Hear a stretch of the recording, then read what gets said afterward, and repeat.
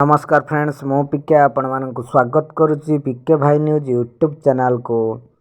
Traffic constable चाकरी आसला जहाँकि योग्यता बा क्वालिफिकेशन +2 पास करथिले एथरे अप्लाई करि परिबे एवं एथरे सैलरी बा दरमा 21,700 टंका अछि एवं एथरे ओडिसा रो सबु पुओ एवं झियो अप्लाई करि परिबे।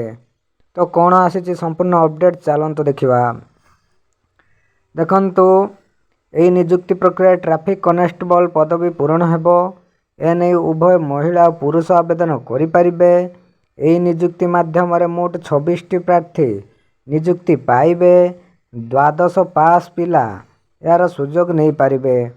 योग्य और आग्रही प्रार्थी माने रेल कोच कारखाना रो ऑफिशियल वेबसाइट www.osc.gov.in को जाई ऑनलाइन ले आवेदन करि परिबे।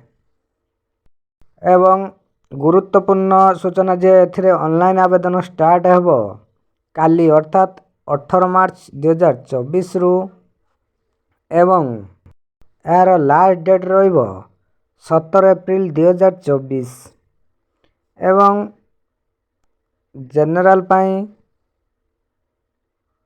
20 टी पोस्ट, एससीबीसी पाई गोटे, एससी पाई गोटे, एसटी पाई 4 टी पोस्ट जाकि अच्छे टोटाल 26 टा पोस्ट रो वैकेंसी आसीची।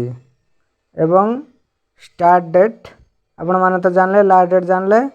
एबे शिक्षागत योग्यता कोन अछि ना एथरे +2 पास करथिले एथरे अप्लाई करि परिबे एवं यार बयस सीमा रहबो 21 रु 38 वर्ष एवं ओबीसी मानक पई 3 वर्ष कोहल रहिछि। एससी एसटी पीडब्ल्यू कैंडिडेट मानक पई 5 वर्ष कोहल अछि एवं यार गुरुत्वपूर्ण डॉक्यूमेंट कोन कोन अछि ना एचएससी सर्टिफिकेट एवं मार्कशीट, +2 सर्टिफिकेट एवं मार्कशीट, जाति प्रमाण पत्र, सिग्नेचर, आधार कार्ड, बासिंदा सर्टिफिकेट एवं पासपोर्ट आकार फोटोग्राफ।